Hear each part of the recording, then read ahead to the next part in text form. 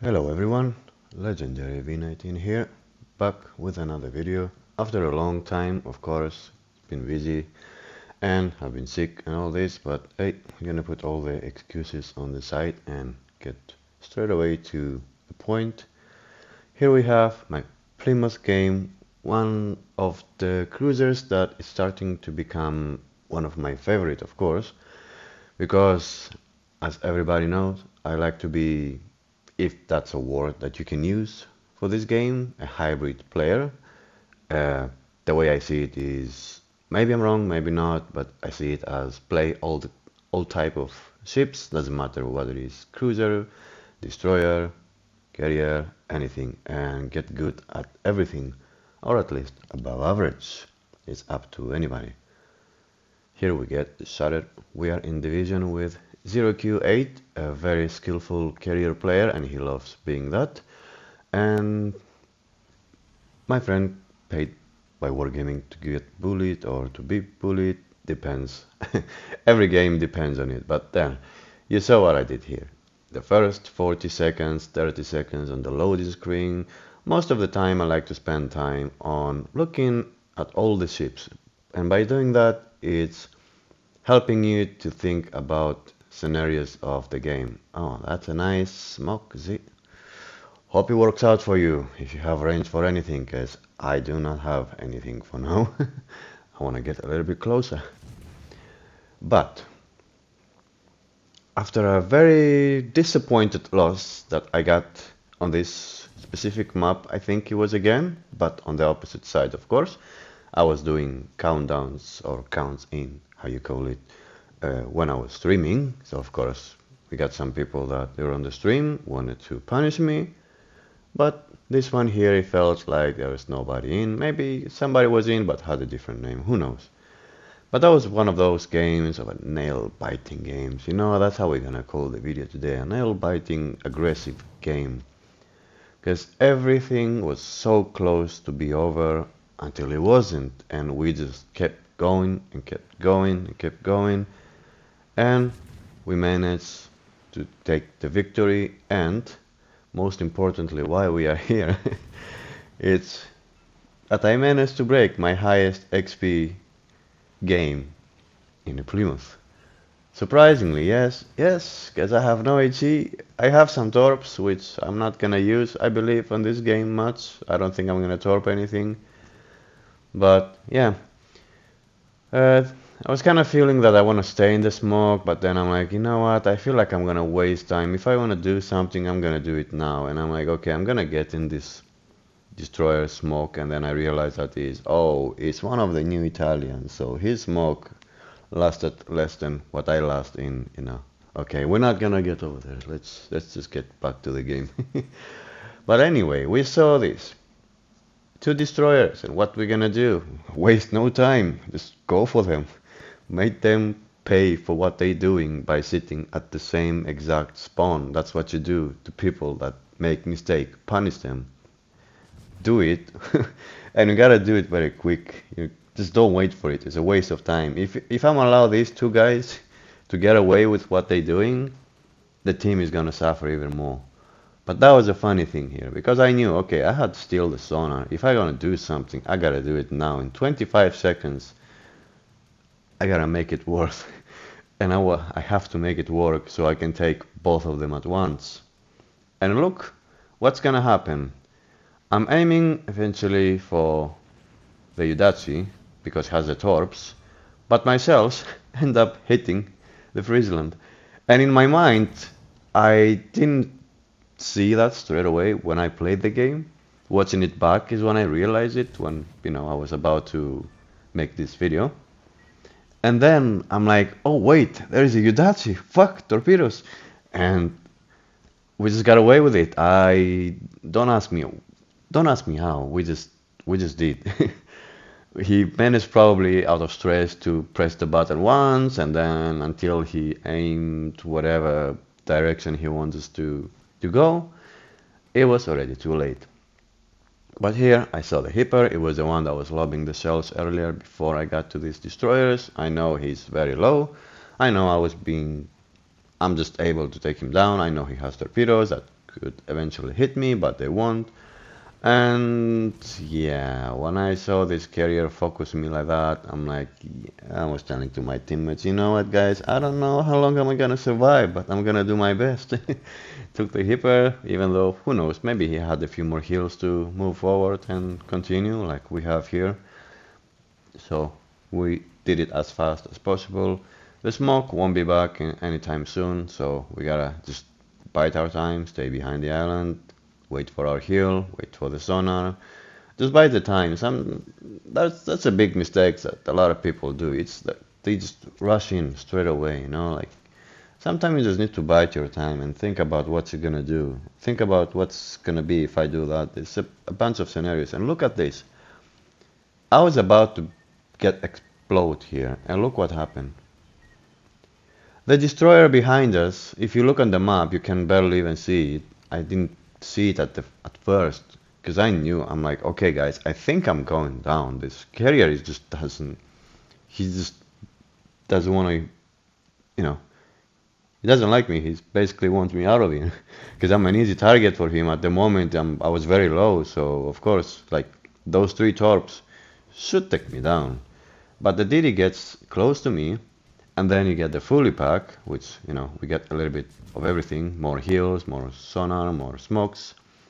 Because I like to run smoke, I don't challenge myself enough for radar and stuff. I know I'm not the most skilled player, but I'm skilled enough to understand how can I face most DDs without having to depend on the radar, because most of the time you're gonna use it on range. There's some very smart destroyers that they can, you know, somehow wiggle and you won't be able to make a lot of damage, and then they get away with it. So I prefer the smoke.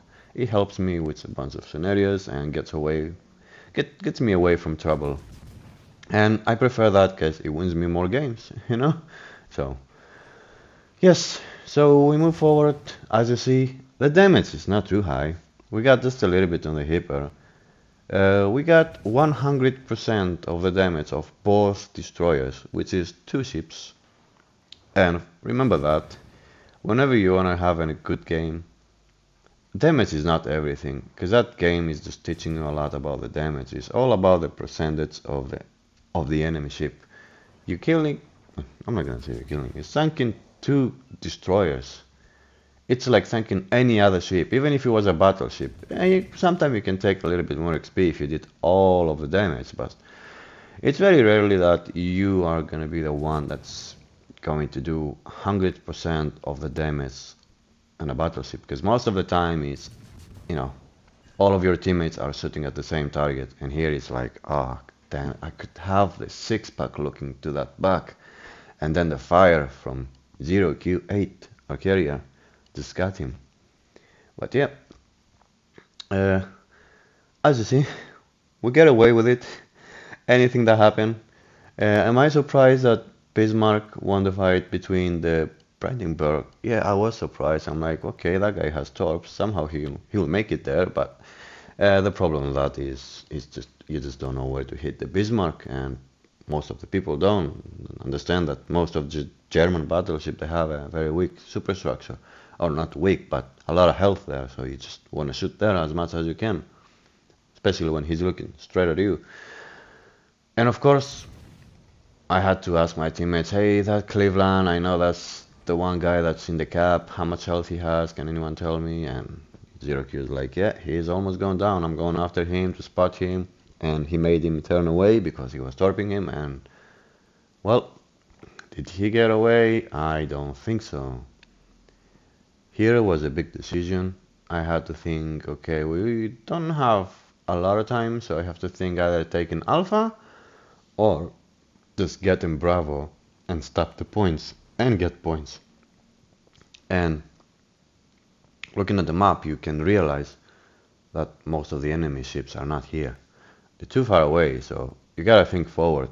Like, the more you play the game, the more you can see, I cannot say exactly see the future, but the more you can have an idea of what it could happen if I do that.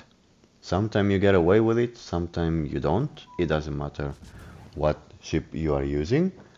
Either it's a battleship, either it's a cruiser. With a cruiser you can do it, and it's a little bit easier, and a destroyer as well. Well, the battleship is the one that you need to plan things a lot earlier, because you're a big chunky thing and you go slow most of the time. Most of the battleships are very slow, so you don't want to just have a fishing simulator and just sailing around until you get to the next part of the map where it's the rest of the enemy. So here, another big decision that we gotta make. We're looking at the points. They got more points, so do we get the cap? No. Watching the carrier, I'm telling to my friend, you know what? I know you're coming closer, and I believe you can take the cap even faster than me because you're a carrier, a bigger target. So I think the bigger the target you are in the game, the faster you take the base. It doesn't matter which one. And yeah, we continue to do that and keep moving forward. Our destroyer just keeps, going after the carrier the whole time. I saw a lot of success, and yeah, that's the person that used the smoke in the beginning of the game. I don't know if he pressed it by mistake, but he did it. Yeah, that's a smart play. Here is a critical decision again.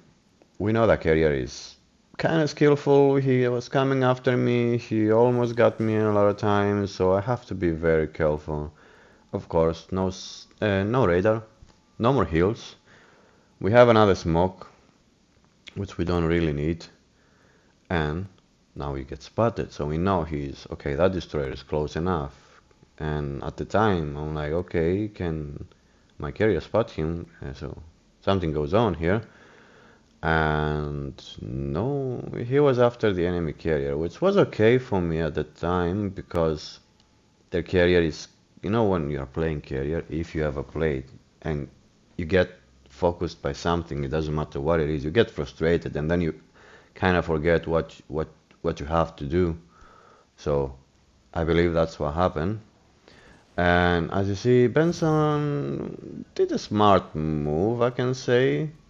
I would do the same, fire the guns. My health was not in the best situation that you can ever have. And yeah, there you go, the stressful torps as well.